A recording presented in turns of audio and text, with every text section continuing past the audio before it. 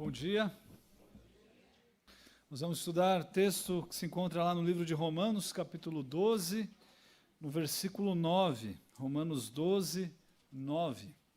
O título da mensagem é Odiadores do Mal.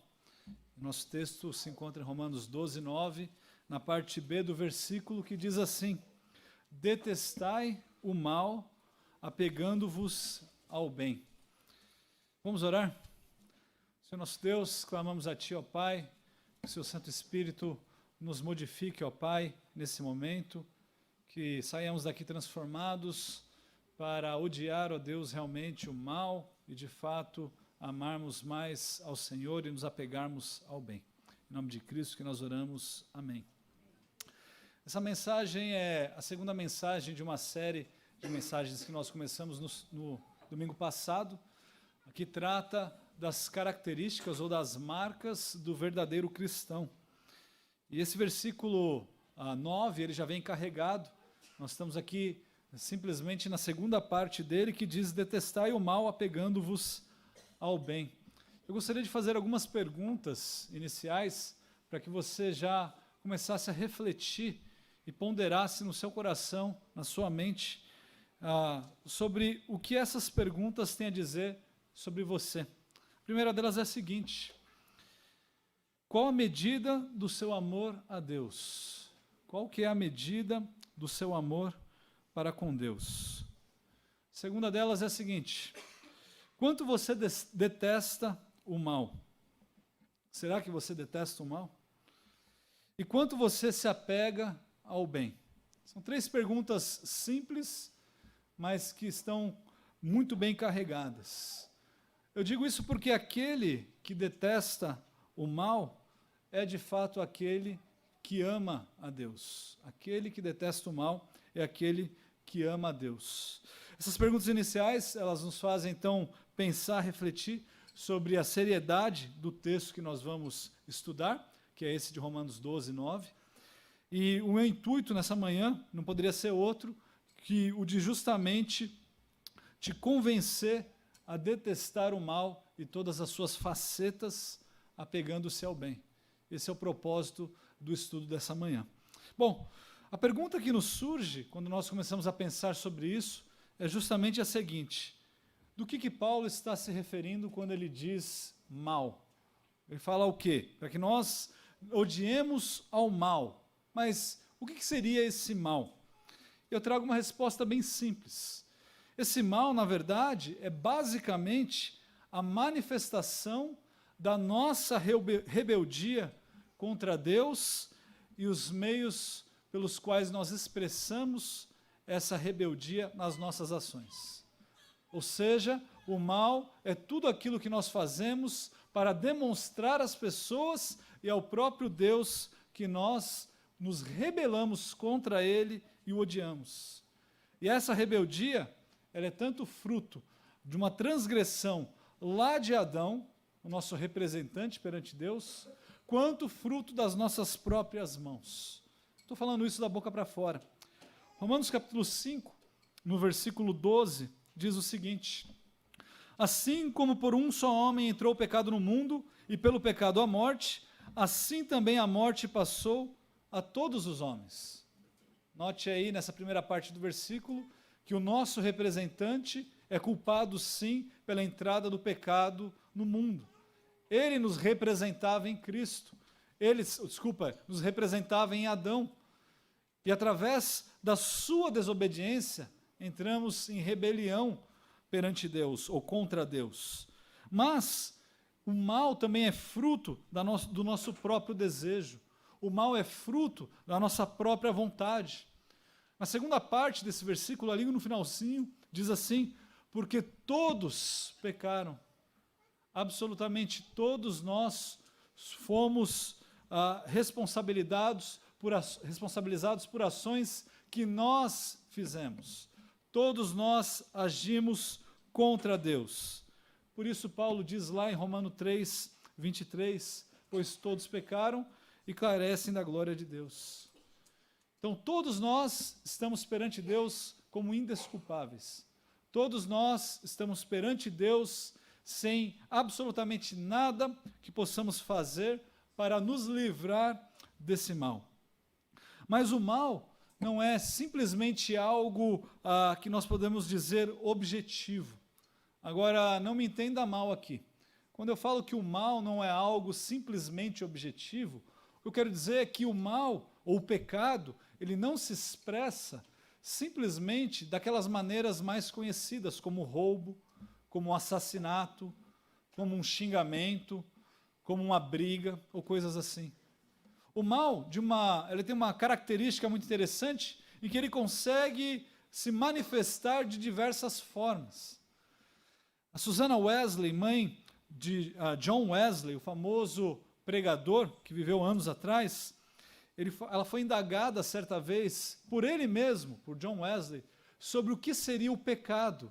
Como eu disse, o pecado ou o mal são as manifestações que nós fazemos de rebeldia contra Deus. E então a Susannah Wesley disse o seguinte para o seu filho ainda pequeno. Ela falou o seguinte: o pecado é qualquer coisa que enfraqueça a sua alma, prejudique a ternura de sua consciência, obscureça seu senso de Deus, ou tire seu deleite nas coisas espirituais, em suma, qualquer coisa que aumente a autoridade de seu corpo sobre a sua mente é pecado para você, por mais inocente que seja em si mesmo. Ou seja, o pecado ou o mal, em suas manifestações, não necessariamente é algo que todos podem ver. Existem pecados que eu cometo que vocês não fazem nem ideia. Existem pecados que vocês cometem todos os dias, todos os momentos, em algumas circunstâncias específicas, em que nós nunca saberemos. Nós, como igreja, nunca ficaremos sabendo sobre determinados pecados que muitos de nós cometemos. Ou seja, o mal ou o pecado, ele se manifesta de diversas formas. E aquilo que você chama de pecado, não necessariamente é pecado para mim. Aquilo que você chama de mal, não necessariamente é mal para mim. Agora, você compreende que aquilo que nós estamos dizendo, seja no seu caso ou no meu caso, qualquer coisa que vai contra o próprio Deus é sim mal e é sim pecado. Logo, o mal ou o pecado, ele pode se apresentar de diversas formas, mas em última instância, ele é sempre o renunciar a Deus e transgredir a palavra de Deus. Não há como você fugir dessa realidade. O mal ou o pecado é uma renúncia ao próprio Deus ou uma transgressão da sua palavra. Isso fica explícito na Bíblia em diversas ocasiões. Assim como no caso de Roboão, que foi um dos reis de Israel, a palavra de Deus diz lá em 2 Crônicas 12:14, fez ele o que era mal, porquanto não dispôs o coração para buscar o Senhor. Só nesse versículo nós podemos tirar algumas verdades. E uma delas, acho que a mais clara, fica presente ali, ou bem clara, nessa segunda parte do versículo. Ele não dispôs o seu coração a buscar o Senhor. Aqueles que o buscam, o encontram, mas ele não dispôs o seu coração a buscar o Senhor. Ele dispôs o seu coração à idolatria, a sacrificar a ídolos, a fazer coisas que iam diretamente contra o próprio Deus. Ou talvez como aqueles do próprio povo de Deus que buscavam a idolatria. A idolatria para eles era aquilo que havia de melhor. A idolatria era algo bom. Os outros países, as outras nações faziam aquilo. Por isso nós, como povo de Deus, devemos fazer o mesmo. Lá em Deuteronômio 17:2 diz assim: quando no meio de ti, em alguma das tuas cidades que te dá o Senhor teu Deus, se achar algum homem ou mulher, olha o que ele diz, que proceda mal aos olhos do Senhor teu Deus, transgredindo a sua aliança. E a transgressão da aliança deles fazia com que eles adorassem, idolatrassem coisas feitas por mãos humanas. Talvez não seja a sua realidade hoje, porque você não adora nenhuma estatueta, você não se dobra a nenhum poste ídolo, você não acende fogueira ou sacrifica os seus próprios filhos para adoração de falsos deuses. mas talvez o seu próprio filho seja o seu Deus, talvez o seu próprio trabalho já se tornou o seu Deus, talvez a sua fama, o seu nome, e absolutamente qualquer coisa que você substituir no lugar de Deus, talvez isso já tenha se tornado o seu próprio Deus. Você quebra a aliança de Deus, idolatrando aquilo que nunca, jamais deveria ser idolatrado, colocando Deus, ou substituindo Deus, por coisas fúteis, por coisas pequenas demais. Ou aqueles que vivem de modo indigno, de forma corrupta. E aí eu digo aqui, de uma forma diferente do próprio Jó, que nós estudamos essa manhã. Ou seja, pessoas que não temem a Deus. Jó capítulo 1, versículo 1 diz: havia um homem na terra de Uz, cujo nome era Jó, homem íntegro e reto. Esse homem era íntegro e reto, temente a Deus e que se desviava do mal. Aqueles que se desviam do mal são aquelas pessoas que temem a Deus. Não há como essa equação dar certo. Aqueles que temem a Deus necessariamente se desviarão do mal. Nós podemos resumir então o mal como qualquer tipo de pecado que não condiz com a natureza santa do Deus que nós adoramos. O mal, então, é um descumprimento da própria lei de Deus. É o descumprir daquilo que Deus expressou, que é a expressão da sua natureza. Deus é justo, Deus é bom, e assim por diante. Ou seja, o mal é descumprir a própria lei de Deus. E uma vez que o cumprimento da lei de Deus é o amor, o descumprimento dessa lei é o ódio ao próprio Deus. Isso fica claro lá em Romanos 13, capítulo 13, versículo 10. O amor não pratica o mal contra o próximo, de sorte que o cumprimento da lei é o amor. A maneira de expressarmos o amor é através do cumprimento da lei, que reflete o próprio caráter de Deus. Uma vez que nós não seguimos essa lei, nós estamos praticando o mal. Nós estamos indo contra a própria essência de Deus. O mal, então, ou o pecado, é um ódio. A palavra ódio aqui não é uma palavra forte, é uma palavra fraca. O mal ou o pecado é um ódio aos mandamentos de Deus. Nós odiamos os seus mandamentos porque nós odiamos a Deus. Você duvida disso? Vá fazer campanha pró-vida na frente de clínicas de aborto. Vá pregar a pessoas que declaradamente declaram que odeiam a Deus e absolutamente todos aqueles que seguem os seus mandamentos. Mas essa não seria uma razão ou uma ideia muito vaga? O que nós, hoje, em 2019, precisamos odiar? O que nós, hoje, aqui em outubro, precisamos entender para sair daqui conseguindo colocar em prática aquilo que nós estamos ouvindo em relação ao mal, em relação à lei de Deus, em relação ao próprio Deus? Eu vou dizer para você o que nós devemos fazer. Você deve odiar cada um dos seus pecados, porque cada um dos seus pecados foram lançados sobre Cristo. Todos os seus pecados foram lançados sobre Cristo. Dave Harvey nos lembra que enquanto o nosso pecado não for amargo, Cristo nunca será doce. Enquanto o nosso pecado não nos for amargo, Cristo nunca será doce. O pecado, ele não pode se tornar um hábito no seu dia a dia. Infelizmente, nós permitimos que o mundo domine as nossas vidas, nós permitimos que nós sejamos controlados pela mídia, nós permitimos que os jornais nos digam o que é o certo, o que é o errado, que o Estado coloque sobre nós os seus estatutos e princípios, e nós começamos a viver como se essa fosse a realidade última. E nós nos tornamos disciplinados em aplicar o mal no nosso dia a dia. Romanos 8, versículo 13 diz: porque se viverdes segundo a carne, caminhais para a morte.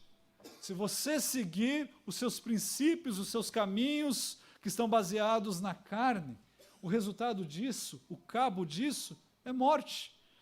Mas se pelo Espírito, você percebe aqui o Espírito Santo, mortificardes os feitos do corpo, certamente vivereis. O que John Owen nos chama aqui no seu livro é uma mortificação de pecado. Você precisa exercitar essa prática, exercitar a prática de mortificação. Eu digo isso não como uma mensagem mórbida, mas sim como algo que nos dá vida. É somente quando nós matamos os nossos pecados que nós recebemos vida. Nós devemos exercitar a prática da nossa mortificação. Nós devemos, dia após dia, sufocar o nosso pecado. Tentar matar o nosso pecado. Isso requer empenho. Isso não é algo fácil. Isso não é algo feito para maricas. Isso não é algo feito para mulheres não empoderadas, como o dia a dia diz, como as pessoas dizem por aí. Nós devemos nos relembrar constantemente de que isso requer disciplina. Os cristãos são chamados à disciplina. Isso, como na semana passada nós vimos, nos requer relembrar dos mandamentos de Deus constantemente. Por isso, irmãos, é que nós nos reunimos aqui todos os domingos.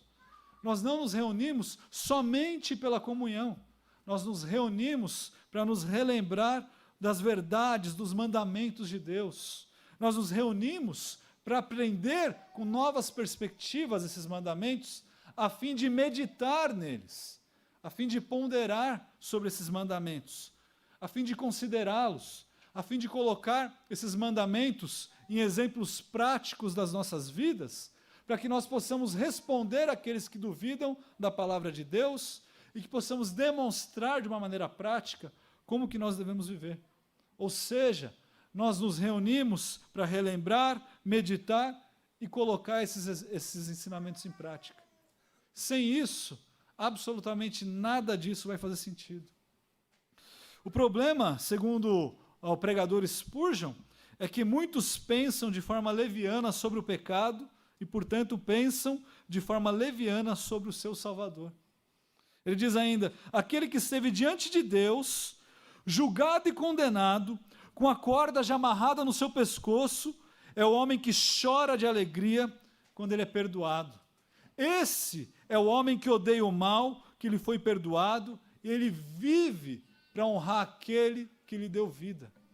Irmãos, nós precisamos entender que o nosso pecado nos afasta desse Deus, mas é o nosso pecado que foi derramado sobre o próprio Deus, sobre o próprio Cristo. Ele, que é o nosso Redentor crucificado, que nos livrou dos nossos pecados. Nós não precisamos permanecer debaixo da culpa do pecado. Aquele que não vive praticando a mortificação do pecado, ele não é digno da vida ou da morte de Cristo que nos traz vida. Aquele que não vive na prática da mortificação do pecado, não é digno da morte de Cristo que nos concede vida. O nosso pecado, eu diria, é como uma faca. Agora imagine o seguinte, aquela faca bem talhada, com seu cabo feito à mão, feito por um especialista, aquela faca que você ganhou de herança, aquela faca em que o homem tem na sua casa, que ele pendura, porque aquela foi a faca do avô dele, a faca do pai dele, e aquela faca é uma faca que ele ganhou, que ele estima muito. Mas alguns anos passaram e seu filho morreu. E aí ele descobre que o meio pelo qual seu filho foi assassinado foi justamente pela utilização daquela faca. O sangue do seu filho ainda está no cabo daquela faca. Agora, você pode imaginar a cena, que aquela faca que ficava na parede, aquele homem não quer mais nem vê-la por perto. Ele a lança fora. Irmãos, os nossos pecados foram justamente a faca que matou o Filho de Deus. Nós devemos, assim como esse homem, pegar essa faca e lançar fora, lançar longe, escondê-la. Nós não desejamos mais olhar para isso, para o instrumento que trouxe a pena dos nossos pecados sobre o próprio Cristo. Não há mais como apreciar e não há mais como manter aquilo que custou a vida do nosso próprio Senhor. Mas como é que eu posso odiar aquilo que eu tanto amo? Eu sei que vocês estão pensando nisso. Como é que eu vou odiar o pecado que é tão bom? Como é que eu posso odiar aquilo que para mim é algo que me traz prazer? Como é que eu posso odiar o mal? Como é que eu posso odiar o pecado? Você certamente não vai ser capaz de odiar o seu pecado por conta própria. Você certamente não vai conseguir vencer essa batalha. Se você está tentando vencer essa guerra por conta própria, você certamente não vai conseguir. Isso não é uma mensagem de desespero, é uma mensagem de esperança. Nós estamos estudando aqui a Confissão Batista de 1689, estamos chegando no capítulo 6, e o capítulo 6, ele trata justamente dessa questão. Lá no seu capítulo 6, parágrafo 4, diz assim: da corrupção natural, procedem todas as atuais transgressões, porque ela nos torna completamente indispostos, incapacitados e contrários a todo bem, e totalmente inclinados para todo mal. Isso é uma descrição do que é o ser humano? Pessoas indispostas a realizar o bem. Pessoas que são escravas da sua natureza corrompida. Pessoas que são escravas dos seus próprios desejos e inclinações ruins, mas que vão diretamente contra o próprio Deus. Essa é uma descrição do ser humano. O mal é justamente aquilo que nós fazemos contra o próprio Deus. E por nós mesmos, nós não somos capazes de odiar esse mal. É a nossa natureza. Os exemplos que nós podemos dar são diversos, mas nós sempre voltamos nos mesmos. Como o leão faminto busca por carne, assim nós buscamos pelo pecado. Tiago diz lá em Tiago capítulo 1, versículo 14 a 15, ao contrário, cada um é tentado pela cobiça do próprio? Não. Ele diz pela sua própria cobiça. Quando esta o atrai e seduz, então a cobiça, depois de haver concebido, dá luz ao pecado. E o pecado, uma vez consumado, gera morte. O resultado da nossa natureza é morte. Mateus 15, 19 diz: porque do coração procedem maus desígnios. Espera aí, o mundo diz que o meu coração é o que deve me conduzir. Nas escolas em que eu trabalhava, diziam que nós buscávamos ensinar as crianças a seguirem os seus corações e serem felizes. Irmãos, a palavra de Deus diz que o coração, que é do coração que procedem os maus desígnios, os homicídios, os adultérios, prostituição, furtos, falsos testemunhos, blasfêmias. É do seu coração, resultado da sua natureza.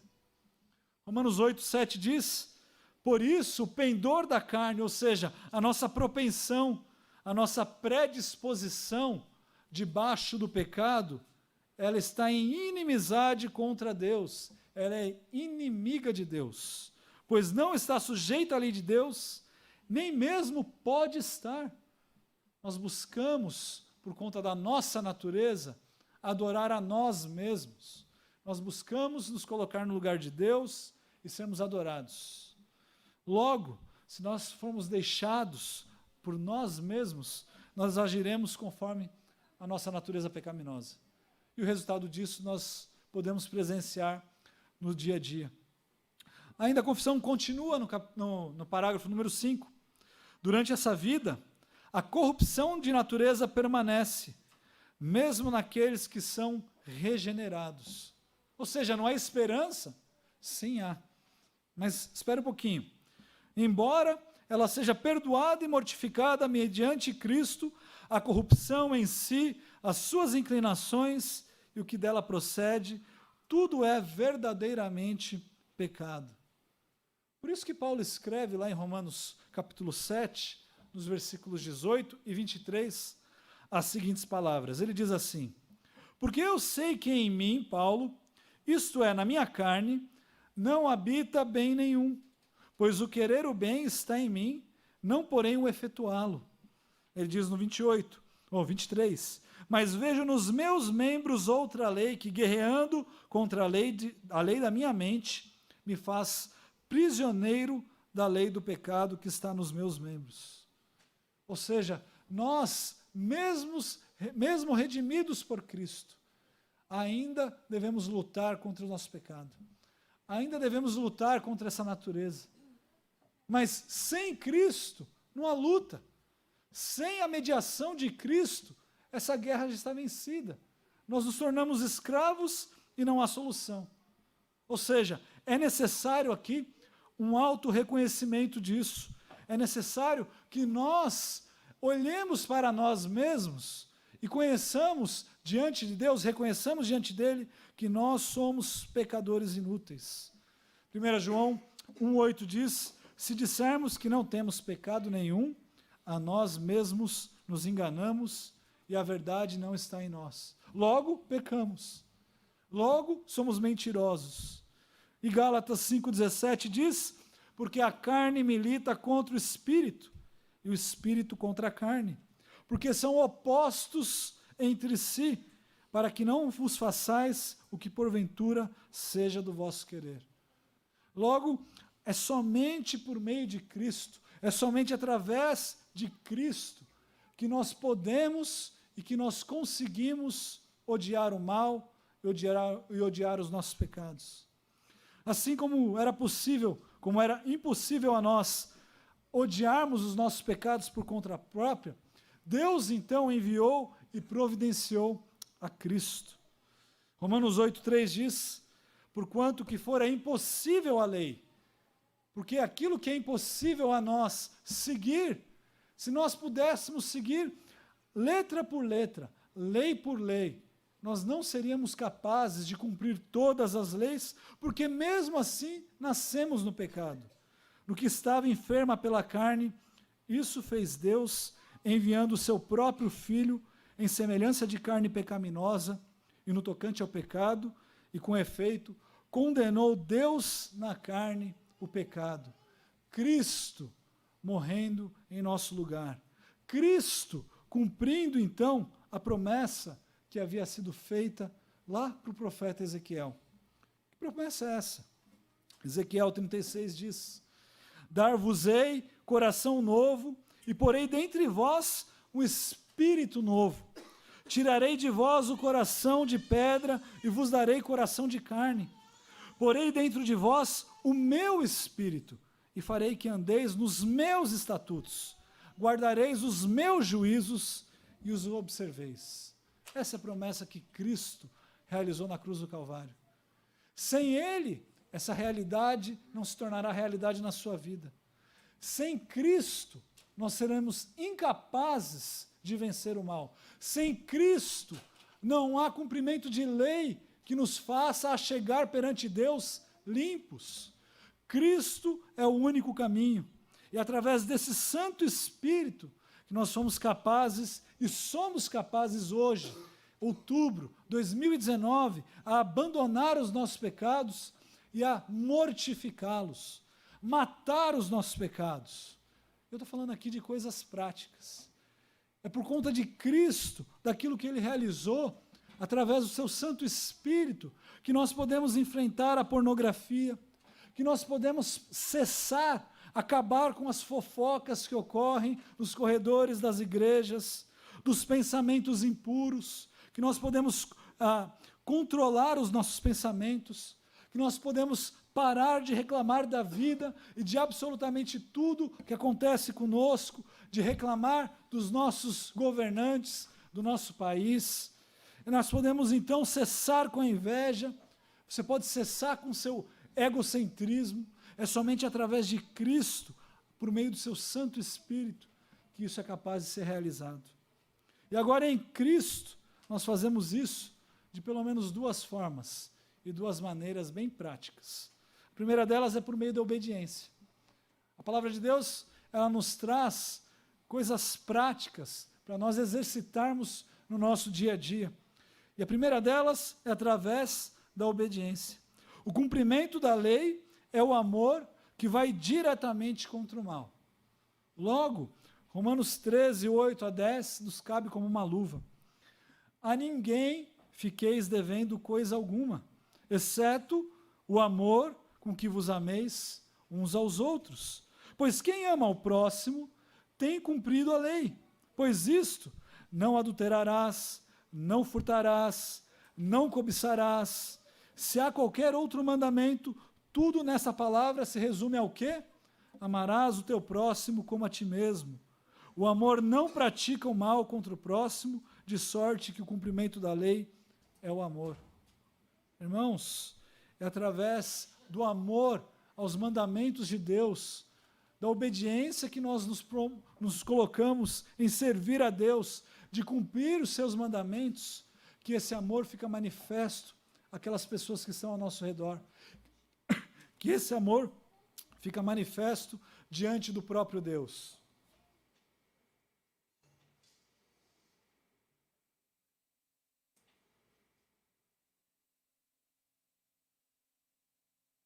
Eu me lembro de uma história de um pregador, em que ele foi visitar a nossa igreja, e tinha um copo de água, mais ou menos dessa forma, mas o vaso era um vaso que parecia um vaso de flores. E ele, com sede, com a voz rouca, ele foi lá e tomou a água no meio da mensagem, só que ele não se deu conta que ele estava numa igreja em que eles batizavam as crianças. E depois ele descobriu que era a água do batismo. Nós não temos o batistério aqui, mas somos uma igreja batista, tá bom? Ou seja, quando nós olhamos para Romanos 13, de 8 a 10, fica claro aqui que o cumprimento dessa lei, dessa obediência que nós prestamos a Deus, é aquilo que nos leva a vencer o nosso pecado por meio do seu Santo Espírito. 1 Pedro 3, de 8 a 13, diz assim: finalmente, sede todos de igual ânimo, compadecidos, fraternalmente amigos, misericordiosos, humildes, não pagando mal por mal ou injúria por injúria. Antes, olha o nosso proceder, antes, pelo contrário, bendizendo, pois, para isto fostes chamados, a fim de receberdes bênção por herança. Pois quem quer amar a vida e ver dias felizes? Todos nós. Sabe o que você faz? Refreie a sua língua do mal. Evite que os seus lábios falem dolosamente. Aparte-se do mal. Pratique o que é bom. Busque a paz. Empenhe em alcançá-la. Porque os olhos do Senhor repousam sobre os justos e os seus ouvidos estão abertos às súplicas. Mas o rosto do Senhor está contra aqueles que praticam males. Ora, quem é que vos há de maltratar, se fordes zelosos do que é bom? Irmãos, nós fomos chamados à obediência dos mandamentos de Deus. E a obediência dos mandamentos de Deus se reflete em ações claríssimas nas Escrituras. E assim, nós nos devemos tornar imitadores do próprio Cristo. E não existem palavras mais claras do que essa, proferidas por Paulo lá em Efésios 5:1. Sede, pois, imitadores de Deus como filhos amados, e andai em amor, como também Cristo nos amou e se entregou a si mesmo por nós, como oferta e sacrifício a Deus, em aroma suave. Eu me recordo nos dias de faculdade, em que todos os lugares em que nós andávamos, nós tínhamos ali plaquinhas que diziam a semelhança de Cristo. E nessas plaquinhas estavam escritas ali alguns versículos. Acho que é uma prática boa para nos chamar a atenção e pensar no nosso dia a dia. Passando num corredor, indo de uma aula para outra, nós olhávamos para a parede, perto da lousa, e lá dizia: o nosso objetivo é que você saia daqui mais parecido com Cristo. Cristo deve ser aquilo que nós devemos zelar. Cristo é aquilo que nós devemos buscar. Cristo é quem nós devemos imitar. Irmãos, se é verdade que todos nós somos culpados de sermos pecadores, como nós acabamos de ver que realmente somos, só há uma coisa a fazer àqueles que não fizeram. Clame a Deus por perdão. Clame a Deus por misericórdia. Clame a Deus para que Deus o salve. E se nós não clamarmos, nós permanecemos já condenados. Sem Ele, não há como nós odiarmos o mal e sem Ele não há como nós nos apegarmos ao bem. Se é verdade que a nossa capacidade de praticar o bem é fruto do perdão de Deus, como nós acabamos de ver, se isso é verdade, então pare de viver de um modo legalista, simplesmente para cumprimento de regras. Abandone a sua fantasia de um bom cristão que você coloca todos os domingos ou nos dias em que você se apresenta aos outros cristãos. Comece a viver de uma maneira verdadeira, como alguém transformado pelo sangue de Cristo. Se é verdade o fato de que nós devemos odiar o mal e nos apegar ao bem, então coloque em prática hoje o seu plano de mortificar os seus pecados. Você tem um plano para isso? Você tem um plano para mortificar os seus pecados? Não dê espaço para eles. Não se coloque no caminho dos seus pecados. Não se coloque em situações em que o pecado se tornará em algo propício. Mortifique os seus pecados. Abandone aquilo que o leve a pecar e ir contra Deus. Fuja. Não há nada de vergonhoso em fugir daquilo que te faz cair, que te faz ir contra Deus. Por fim, irmãos, nas palavras do C.H. Spurgeon, que nos tornemos bons odiadores, que abominemos tudo aquilo que é mal para a honra e glória do nosso Deus. Amém? Vamos orar? Senhor nosso Deus, clamamos a Ti, ó Pai, por misericórdia, pedimos a Deus que o Senhor nos ajude a de fato colocarmos em prática um plano de mortificação dos nossos pecados, e esse plano não venha simplesmente com as nossas forças, mas que ele venha como resultado de uma contemplação da Tua face, de um reconhecimento da nossa incapacidade e de entendermos que somente através do sacrifício de Cristo e pela força do Seu Santo Espírito que podemos vencer as dificuldades, os pecados, o mal que nos assedia e que nós praticamos. Então clamamos a Ti, ó Pai, que o Senhor nos ajude, nos dê sabedoria a agir de maneira que não venhamos a pecar contra Ti, mas a vivermos uma vida que honre e glorifique o Teu nome. Em nome de Jesus que nós oramos e agradecemos. Amém.